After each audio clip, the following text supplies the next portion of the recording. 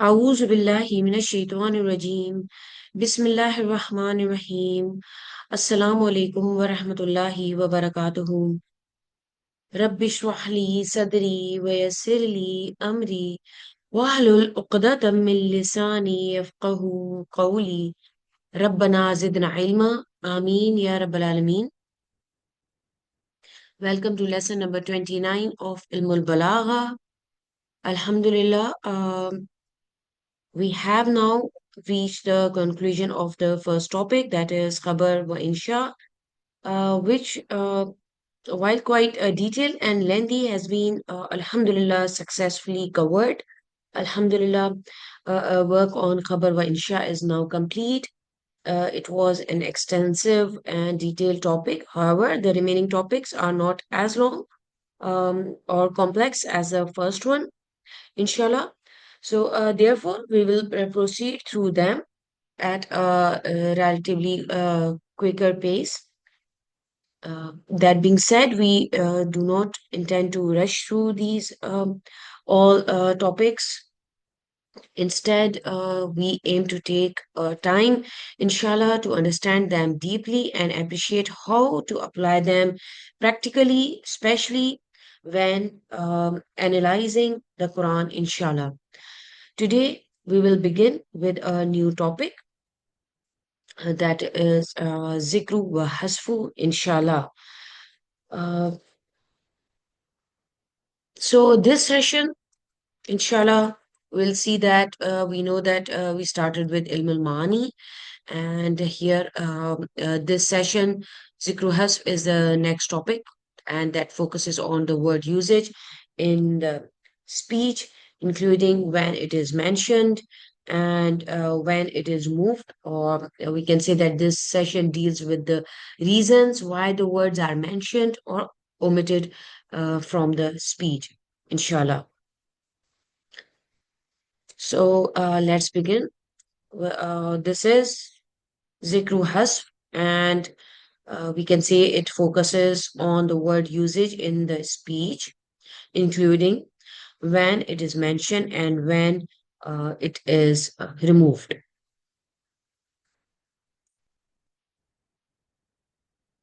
So we can say that this section is talking about the words when they are omitted and when they are mentioned. We know that the origin of the speech is that there is no unnecessary extra addition nor any omission.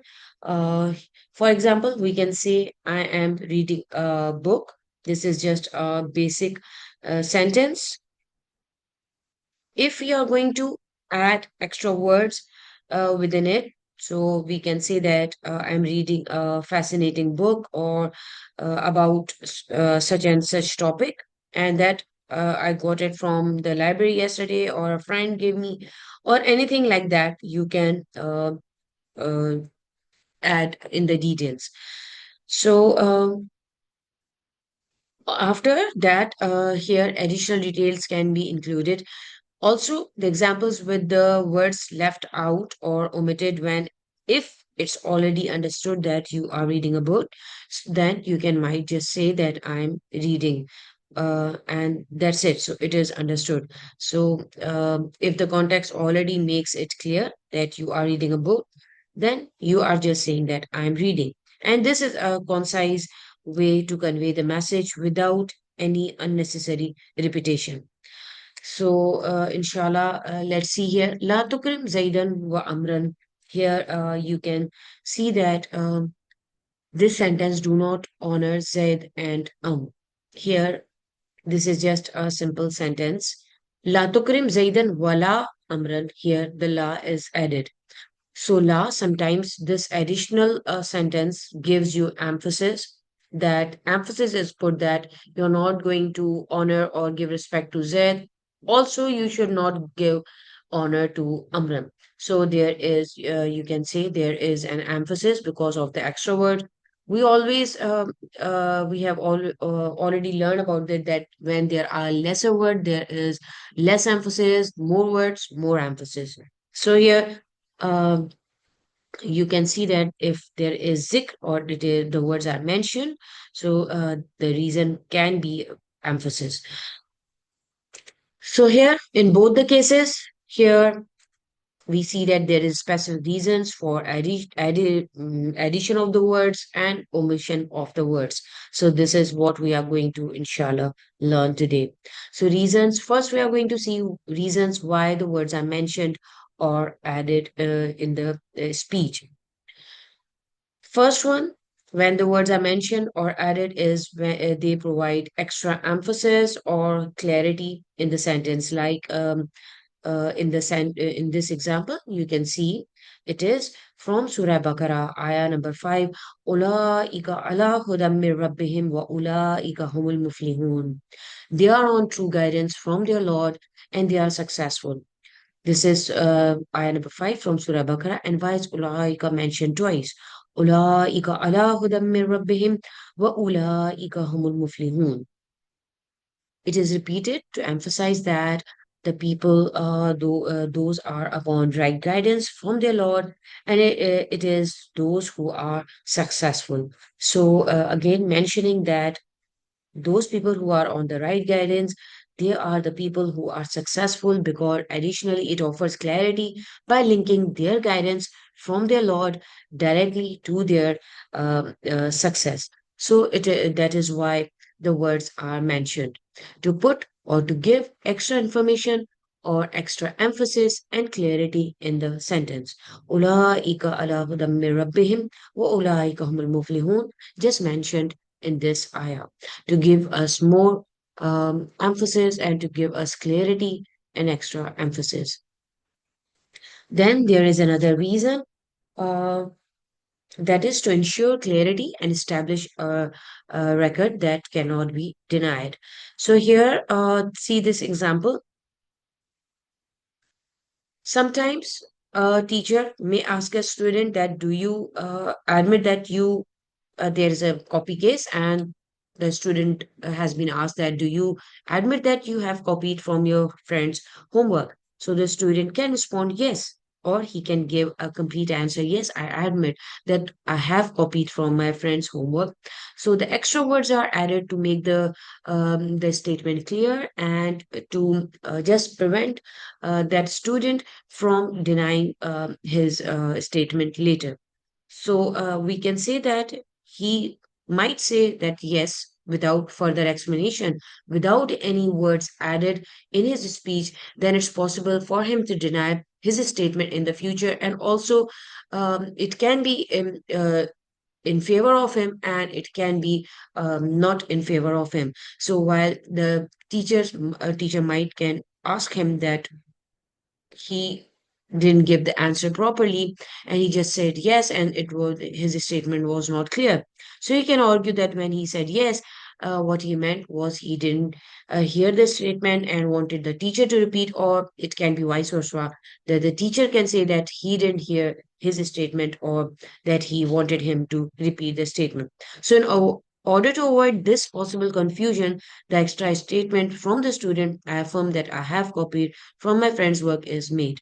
So, to eliminate this confusion and ensure that there is no room for denial, the zik, or you can say the additional statement that I admit that I copied my friend's homework, is used. So here is the added words give a clarity and establishes a record that cannot be denied. So this is the second reason of the mentioning of the words, or the zik, when it is mentioned. So reasons why words are omitted. So there are few of the reasons when the words are omitted to prevent others from understanding your speech. So here, in some cases, you can say that there are situations and where you might intentionally wanted your speech to be a secret, like you want to keep it a secret. You want to omit certain words to keep your conversation private and prevent others from understanding what you are discussing. For example, you just imagine that you and your coworker are discussing some some confidential file or project, and you are just asking him to send you that file and project. So you can just might send it over, and it is understood by the coworker or your colleague that you are what you are referring to. And it is just this approach allows you to communicate secretly, and this technique ensures that the private details are not overheard by those who are not meant to know. So this is just the circumstances when you want to prevent others from understanding your speech. There are due to circumstances. The second part is for this. For instance, if someone is exhausted and finds it difficult to speak, or due to that he is exhausted. So imagine a person who has just finished a marathon. When he's asked that how you are feeling, he might simply reply tired, or instead of just saying I'm feeling tired, extremely tired, and like that, he can just might respond exhausted or tired. Likewise, instead of saying my legs are hurt or I'm completely worn out, uh, uh, their physical state just leads them to respond briefly, as your friend or anyone who is so lethargic. They don't have the energy for a detailed explanation. In that circumstances, when someone is too tired to talk, then in that circumstances the hush might occur in one's speech. So we learned that the first one was to prevent others from understanding your speech, and then we have due to circumstances, and the first instance is when someone is too tired to talk. Then we have uh, due to the fear of losing out an opportunity. So here in situations when time is limited or there is urgency is required, people often use short, direct phrases instead of the full sentences for quick communication. So, for example, during Hajj, instead of saying, "Oh, pilgrims, the bus has arrived, let's get on so we can go to Arafah," one might just simply say, "Let's go." That is Lina's help. The other instance can be while hunting, instead of saying, "Look, there is a deer we are chasing," one just could say, "Deer," and one just shout out like this, "Deer." So it is understood that there is a deer that you go for hunting. You can go and hunt. So also on a battlefield, upon you can say spotting an enemy, rather than announcing and shouting that the enemy is approaching, prepare yourselves, one might just yell that the enemy, and it is understood that the enemy is approaching. Again, in a busy market, there's another example, seeing a thief, instead of just saying long sentence, someone is stealing, stop immediately, one might just exclaim and shout, the thief. And it is understood from the speech with the limited words that there is a thief. Also, you can have another example like at a meal, if someone keeps talking and instead of just eating, rather than saying, please stop talking and eat your food. One just might simply say, eat. So, in such cases, concise expressions they ensure clarity and quick action without unnecessary elaboration, or you can say without wasting time or effort. So, this is due to the fear of losing an opportunity. Then there is out of fear. This is one of the circumstances that might occur out of fear of harm. So here is, you can say in some cases, the doer of the action is deliberately left unnamed to prevent potential danger or retaliation. So, for example, here it said was struck Duriba Zaidun without naming who struck him, because without revealing who struck him, because there is a fear of attack from the attacker.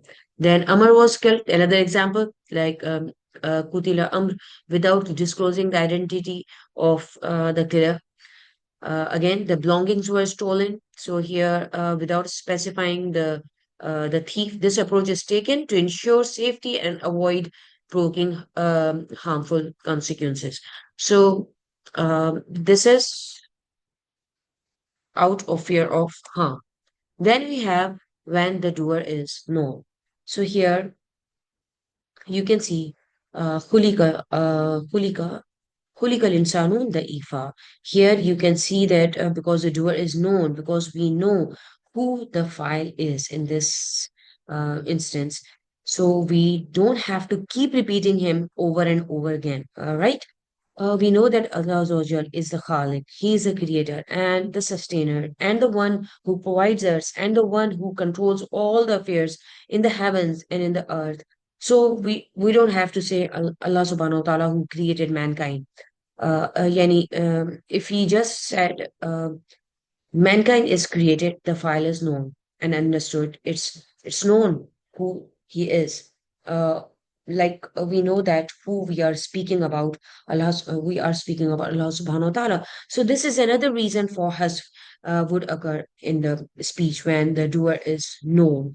And also, I need to mention one thing. This is the reason why it is more appropriate that when we come across the verbs that are mabni lil majhul, like khulika, here you can see it is mabni lil majhul, that you don't refer to those verbs as mabni lil majhul. You don't say that the doer is unknown. It's not appropriate to say that the doer is unknown. Like in this instant, in this case, the doer is known, but it is not mentioned. That's why Ibn Hisham, a great scholar of grammar, he said that it's more appropriate to say that malam yusamma fa'iluhu. It is a verb in which the doer is not mentioned. We will not say the doer is unknown. It is more appropriate to say the doer is not mentioned because we already know the doer. So these are some circumstances in which the hazaf would occur, as we know that in this instant, we know that it is Allah subhanahu wa ta'ala who created. Can we honestly say that the doer who created is unknown? Absolutely not. We cannot say that. We obviously know that it was Allah subhanahu wa ta'ala. The This was omitted. The lafzul jalala was omitted for a purpose, and alhamdulillah.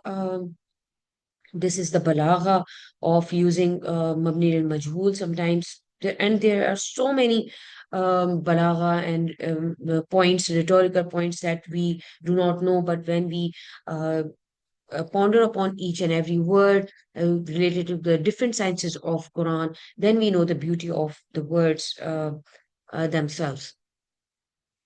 The last one is to denote generality, and that is yufidul ulum. It means it doesn't mention here that the particular, you can say the maful bihi is mentioned here, like in this verse, Wallahu yadu ila dar salam, and Allah invites to the home of peace. It is from Surah Yunus, ayah number 25. The statement does not specify who is being invited. It doesn't mention whom Allah invites.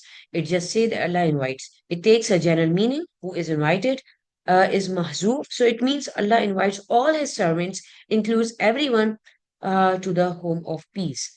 Alhamdulillah. So this is like saying, Wallahu yadu jamia ibadi ila daris salam. So Alhamdulillah, this is zikru wa hasf. Inshallah, we are done with this. And in the next session, inshallah, we are going to apply these rules of Zikru Hasf. Inshallah, we'll see that we'll take some surah and we'll try to apply these rules. Also for the istifham that we left from Khabar wa Insha. And inshallah, we'll cover that one as well by applying the rules of istifham to some surah. So, just a recap for Zikru Hasf, when the reasons why the words are mentioned, or when the Zikr is, would occur in the sentences to provide extra emphasis or clarity, to ensure clarity and establish a record that cannot be denied. Also, reasons why the words are omitted or when the Hasf would take place in the sentence to prevent others from understanding your speech due to circumstances. And there are few instances that we covered. For instance, someone is tired and there is a possibility of losing an opportunity out of fear of harm and when the doer is known, also to denote generality. So these are the reasons why Hajj can occur in the speech or in the sentences, and these are the reasons that why the words are mentioned or they are added, like zik could occur in the sentences. So, Alhamdulillah, we are done with zikr wa hasf, and as I mentioned, we are going to give their how we do not want to do not intend to hasten this process. Focus will remain on ensuring a deep understanding of these all topics that we are covering, inshallah. And inshallah, we'll learn how to apply these effectively and particularly in the context of Quranic study, inshallah. I'll see you in the next session. Barakallahu li wa lakum. Assalamu alaikum wa rahmatullahi wa barakatuhu.